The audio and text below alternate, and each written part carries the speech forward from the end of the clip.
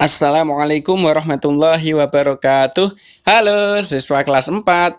Gimana kabarnya? Semoga kalian tetap sehat dan tetap semangat untuk belajar. Lebih-lebih minggu ini kita akan mengadakan penilaian akhir semester.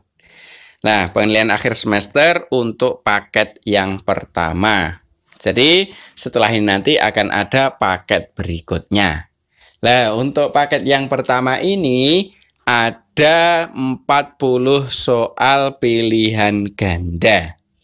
Oleh karena itu, sebelum kalian melakukan penilaian akhir semester, silahkan belajar dulu mulai dari pelajaran pertama sampai pelajaran kelima. Setelah itu, baru kalian mengerjakan penilaian akhir semester ini. Oke ya?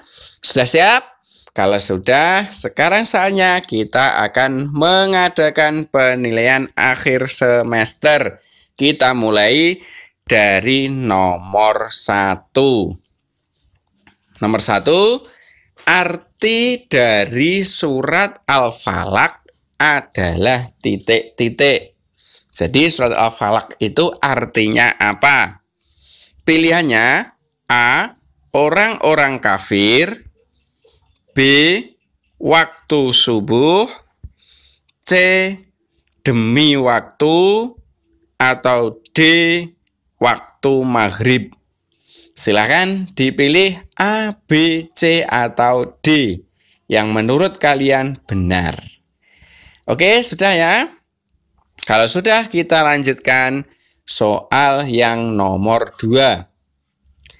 Nama surat Al-Falaq itu diambil dari kata Al-Falaq yang terdapat pada ayat titik-titik.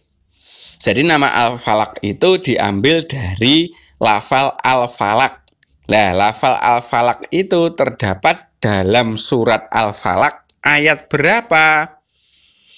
Apakah A, ayat pertama, atau B, ayat kedua, atau C, ayat ketiga, atau D, ayat keempat? Sudah dijawab? Oke, sekarang kita lanjut soal berikutnya. Nomor 3. Sebelum membaca surat Al-Falaq, diawali dengan membaca titik-titik. Sebelum kita membaca Al-Falaq itu, kita membaca apa dulu? Itu maksudnya.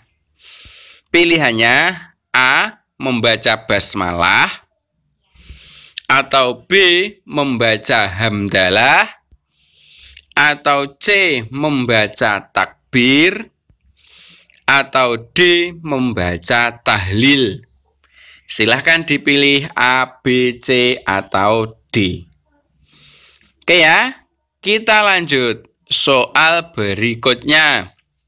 Nomor 4. Lafal di bawah ini yang mengandung hukum bacaan ikhfa adalah titik-titik.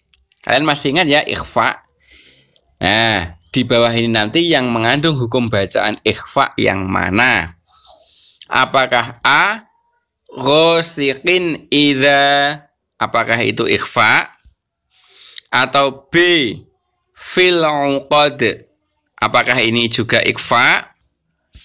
Atau C, kholaq, apakah ini ikhfa? Atau D, wa min syarri, apakah ini ikhfa?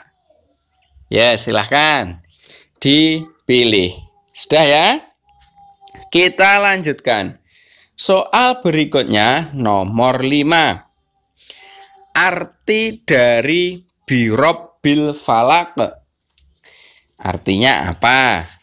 Pilihannya A, kejahatan makhluknya, B, apabila ia dengki, C, kepada Tuhan yang menguasai subuh, D, wanita-wanita tukang sihir yang menghembus pada buhul-buhul. Sudah? Kita lanjut. Soal berikutnya nomor 6.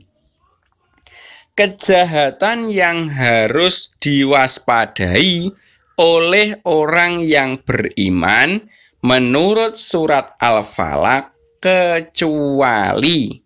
Jadi ini kejahatan yang harus diwaspadai menurut surat Al-Falaq. Kalau kecuali berarti yang bukan. Berarti itu ya. Pilihannya A. Kejahatan malam. Apakah ini ada di surat Al-Falaq? B. Kejahatan yang disembunyikan. Apakah ini ada di surat Al-Falaq? C. Kejahatan tukang sihir. Apakah ini juga ada di dalam surat Al-Falaq? Atau D. Kejahatan orang yang dengki. Apakah ini juga ada? Jadi yang ditanyakan adalah yang tidak ada dalam Al-Falaq itu yang mana? Oke, sudah? Kita lanjut. Soal berikutnya nomor 7. Surat Al-Falaq ayat keempat berbunyi titik-titik. Ayo, kalian hafal kan surat Al-Falaq? Silakan dihafalkan nanti sampai ayat keempat, yaitu jawabannya. Apakah A. Min syarri ma khalaq, atau B.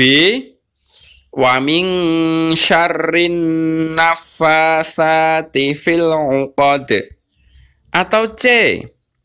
Qul a'udzu birabbil falaq, atau D. Wa min syarri hasidin idza hasad. Silahkan dipilih mana yang paling benar.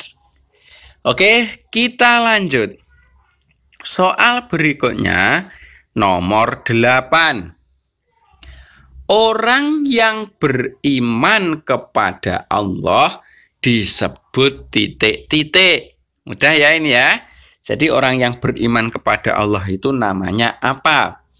Apakah A. Muslim, atau B. Mukmin, atau C.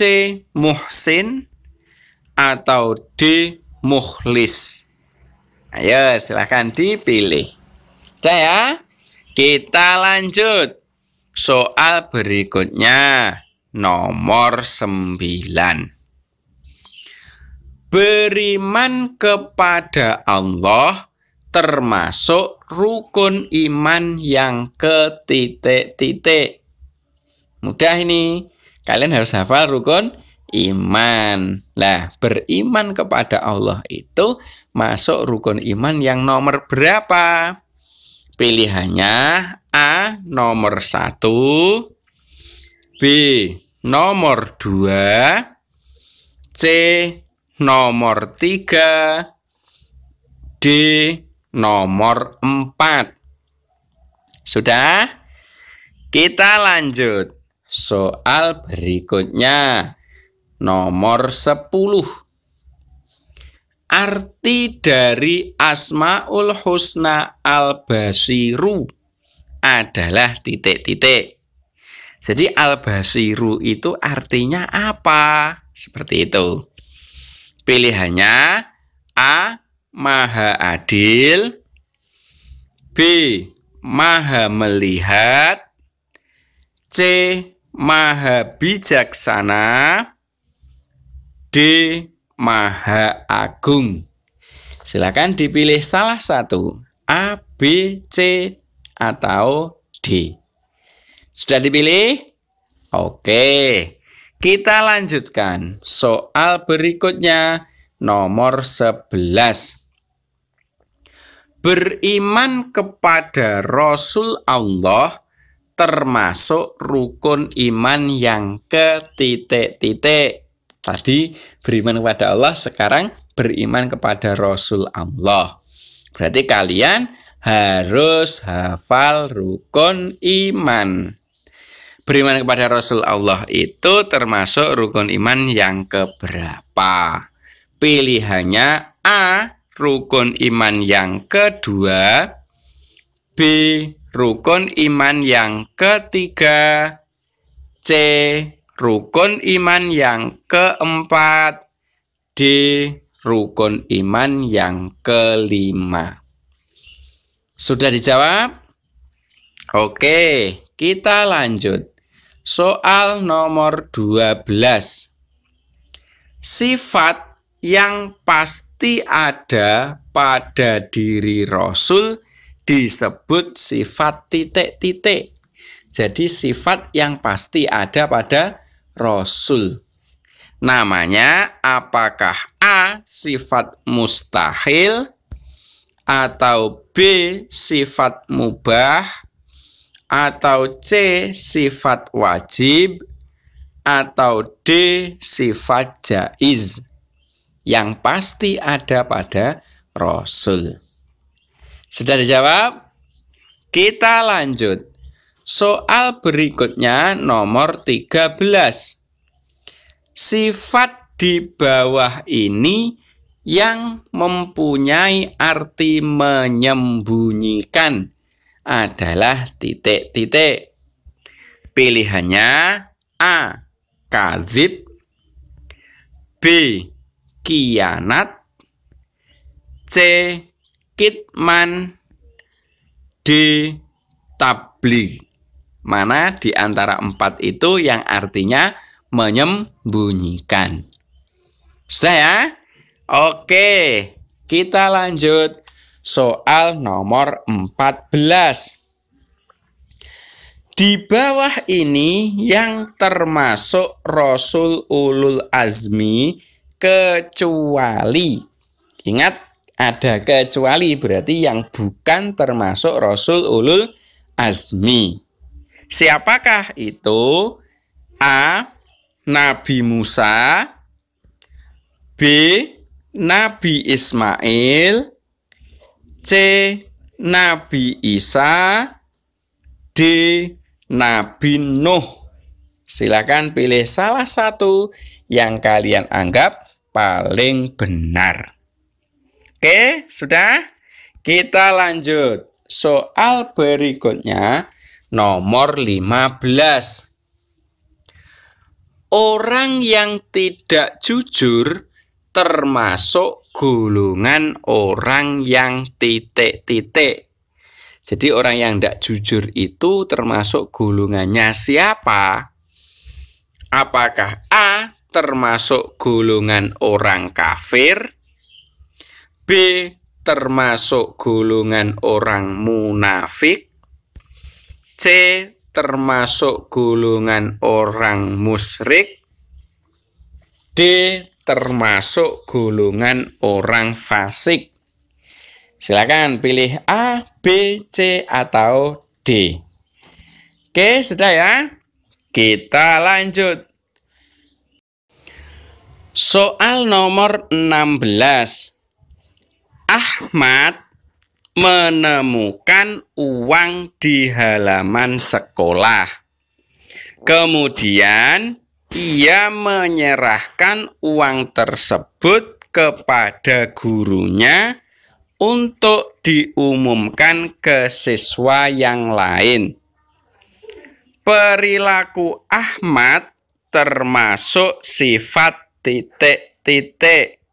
Jadi Ahmad itu menemukan uang dan menyerahkan uang tersebut kepada gurunya. Maka termasuk perilaku apa? Apakah A. termasuk amanah, B. termasuk sifat jujur, C. termasuk sifat pemberani, atau D. termasuk sifat sopan santun? Silakan dipilih salah satu A, B, C, atau D. Sudah ya? Selanjutnya soal nomor 17. Lawan dari amanah adalah titik-titik. Jadi amanah itu lawannya apa? Apakah A. bodoh, atau B. khianat, atau C bohong atau D ingkar. Kira-kira mana yang termasuk lawan dari amanah? Oke, kita lanjut. Soal berikutnya nomor 18. Di bawah ini yang hanya dilakukan oleh ibu kecuali, ingat ya, ada kecuali. Kira-kira yang tidak hanya dilakukan oleh ibu saja yang mana? A. Mengandung kita. B. Melahirkan kita. C. Menyusui kita. D. Memberi nafkah kita. Sudah dijawab? Kita lanjut. Soal nomor 19. Wakil orang tua kita saat di sekolah adalah titik-titik. Pilihannya A. Kakek dan nenek. B. Ayah dan ibu. C. Bapak dan ibu guru. D. Paman dan bibi. Mana kira-kira? Apakah A, B, C, atau D? Oke ya, kita lanjut. Soal berikutnya, nomor 20. Muliakanlah guru, karena guru yang memberikan titik-titik kepadamu. Jadi guru itu memberikan apa kepada kita? Pilihannya A. Memberikan uang. B. Memberikan ilmu. C. Memberikan harta. D. Memberikan makanan. Sudah dipilih? Kita lanjut. Soal berikutnya. Nomor 21. Terbebas dari sesuatu yang kotor disebut titik-titik. Apakah A. Suci, atau B. Bersih, atau C. Najis, atau D. Hadas? Kira-kira yang mana pengertian dari terbebas dari yang kotor? Sudah dipilih? Kita lanjut. Soal berikutnya nomor 22. Cara bersuci dari hadas besar dengan titik-titik. Kan ada hadas besar, ada hadas kecil. Ini yang ditanyakan cara bersuci dari hadas besar. Apakah A. Dengan mandi keramas, B. Dengan diperciki air, C. Dengan berwudu, D. Dengan dibasuh 7 kali. Sudah dipilih ya? Kita lanjut. Soal nomor 23. Di bawah ini yang bukan termasuk macam-macam najis adalah titik-titik.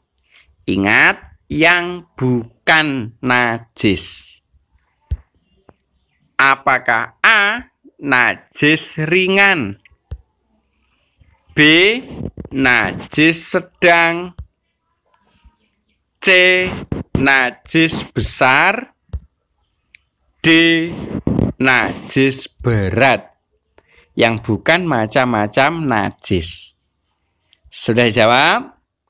Oke, kita lanjutkan. Soal nomor 24. Di bawah ini yang termasuk najis berat adalah titik-titik. Pilihannya A. Air liur anjing, B. Kotoran sapi, C. Air kencing bayi laki-laki, D. Air kencing bayi perempuan. Ayo, yang mana yang termasuk najis berat? Sudah dijawab?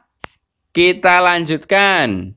Soal nomor 25. Jumlah rukun wudhu ada titik-titik. Jadi rukun wudhu itu jumlahnya ada berapa? Pilihannya A. Ada 4, B. Ada 5, C. Ada 6, D. Ada 7. Silakan dipilih salah satu A, B, C, atau D. Kita lanjut. Soal berikutnya. Nomor 26. Urutan wudhu setelah membasuh muka adalah titik-titik. Jadi setelah membasuh muka itu urutannya apa? Pilihan yang pertama, membasuh hidung. Yang B, membasuh kedua tangan sampai siku. C. Mengusap sebagian kepala. D. Membasuh telinga. Gerakan wudhu setelah membasuh muka apa? Apakah A, B, C, atau D? Sudah dijawab ya? Kita lanjut. Soal nomor 27. Setiap basuhan dalam wudhu disunahkan sebanyak berapa kali? Jadi ketika membasuh muka itu berapa kali? Membasuh tangan berapa kali? Dan seterusnya. Sunnahnya itu berapa kali? Pilihannya A. 1 kali, B. 2 kali, C. 3 kali, D. 4 kali. Kita lanjut. Soal berikutnya nomor 28. Di bawah ini yang bukan termasuk hal-hal yang membatalkan wudhu adalah titik-titik. Ingat, yang bukan membatalkan wudhu. Pilihannya A. Keluar sesuatu dari kubul atau dubur, B.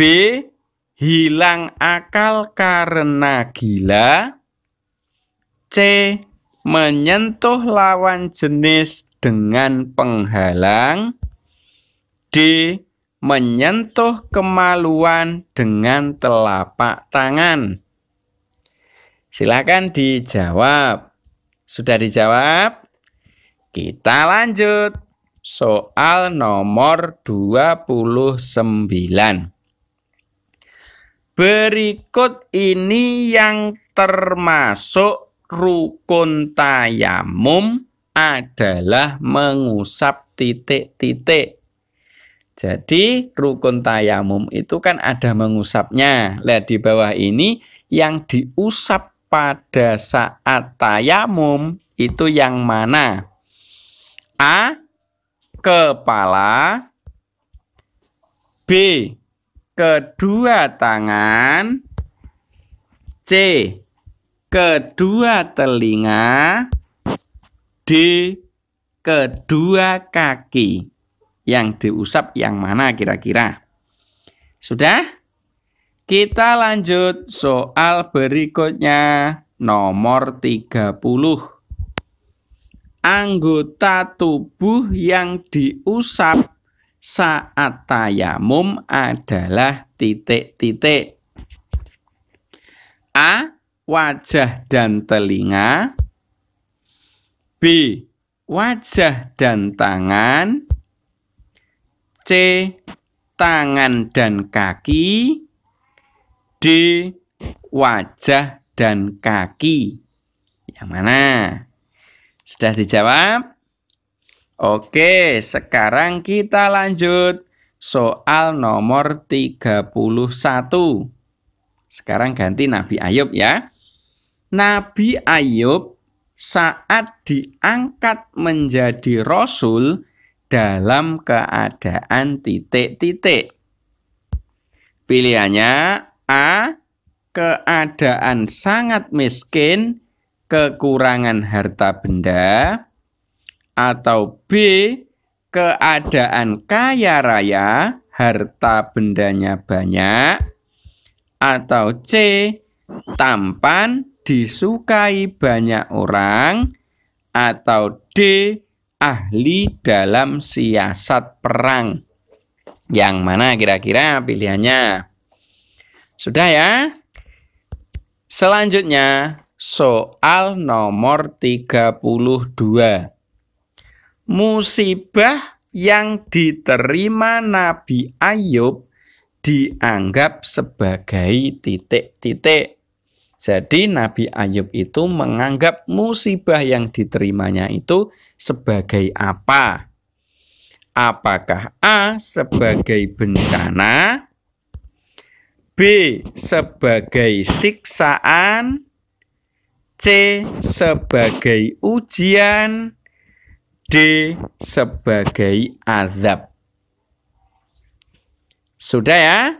Kita lanjut. Nomor 33. Jika sudah sembuh dari penyakit, sumpah Nabi Ayub terhadap istrinya adalah titik-titik. Jadi ketika Nabi Ayub itu sakit, itu bersumpah kepada istrinya. Nah, sumpahnya itu apa? Apakah A. akan mengasingkan istrinya selama 1 tahun, B. akan memukul istrinya sebanyak 100 kali, C. tidak akan memaafkan kesalahan istrinya, D. tidak akan memberikan nafkah kepada istrinya. Yang mana kira-kira? Sudah dijawab? Oke, kalau sudah kita lanjut soal nomor 34. Raja yang berkuasa pada zaman Nabi Musa adalah titik-titik. Ini sekarang cerita Nabi Musa ya. Jadi rajanya yang berkuasa pada saat Nabi Musa diangkat menjadi rasul namanya siapa? Pilihannya A. Raja Abraha, B. Raja Namrud, C. Raja Fir'aun, D. Raja Najasyi. Sudah dikerjakan? Oke, selanjutnya soal nomor 35. Istri raja yang mengasuh Nabi Musa saat masih kecil bernama titik-titik. Jadi istri raja yang mengasuh Musa saat masih kecil itu namanya siapa? Apakah A. namanya Zulaikha, B. namanya Khadijah, C. namanya Asia, D. namanya Fatimah? Silakan dipilih A, B, C, atau D yang menurut kalian paling benar. Soal berikutnya nomor 36. Kitab suci yang diturunkan kepada Nabi Musa adalah titik-titik. Mudah ya ini. Jadi kitab apa yang diturunkan kepada Nabi Musa? Pilihannya A. Kitab Zabur, B. Kitab Al-Quran, C. Kitab Taurat, D. Kitab Injil. Yang mana kira-kira? Sudah ya? Selanjutnya soal nomor 37. Saudara kandung dari Nabi Musa adalah titik-titik. Jadi Nabi Musa itu punya saudara kandung.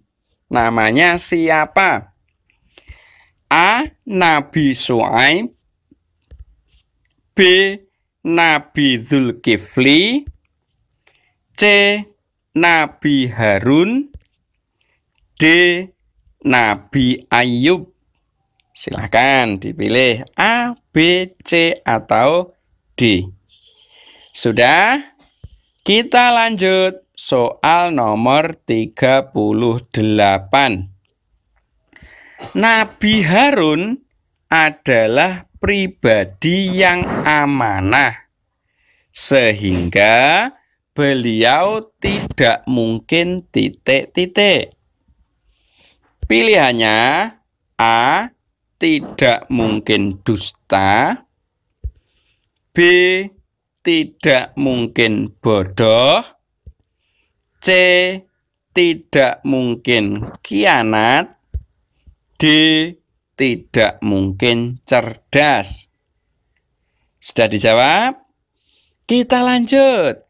Soal berikutnya nomor 39. Nama asli dari Nabi Zulkifli adalah titik-titik. Jadi Zulkifli itu adalah gelar. Lah nama aslinya siapa? A. Abdullah, B. Faruk, C. Bashar, D. Imron. Silakan dipilih A, B, C, atau D. Oke ya. Kita lanjut soal yang terakhir, yaitu soal nomor 40. Di bawah ini yang bukan isi dari sayembara yang diikuti oleh Zulkifli adalah sanggup titik-titik. Jadi yang bukan isi sayembara loh ya. Bukan yang isinya, tapi yang bukan isinya. Pilihannya A. Sanggup berlaku sabar, B. Sanggup memerdekakan budak, C. Sanggup melakukan sholat malam, D. Sanggup berpuasa di siang hari. Sudah dijawab? Oke, dengan berakhirnya soal nomor 40 ini berarti penilaian akhir semester juga selesai. Semoga kalian mendapatkan nilai yang bagus. Insya Allah nanti akan diupload juga soal penilaian akhir semester untuk paket yang kedua. Demikian, semoga bermanfaat. Saya akhiri. Assalamualaikum warahmatullahi wabarakatuh.